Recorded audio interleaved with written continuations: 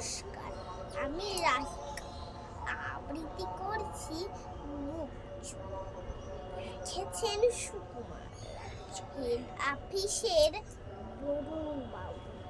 লোকটি পুরোই শান্ত, তার যেমন মাথার ব্যায়াম।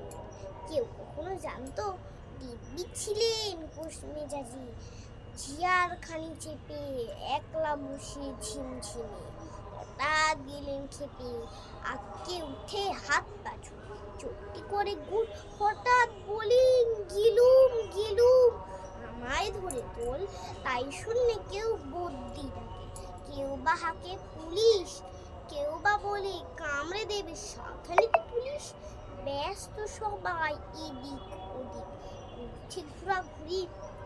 বাবু হাঁকেন, ওরে আমার গিয়ে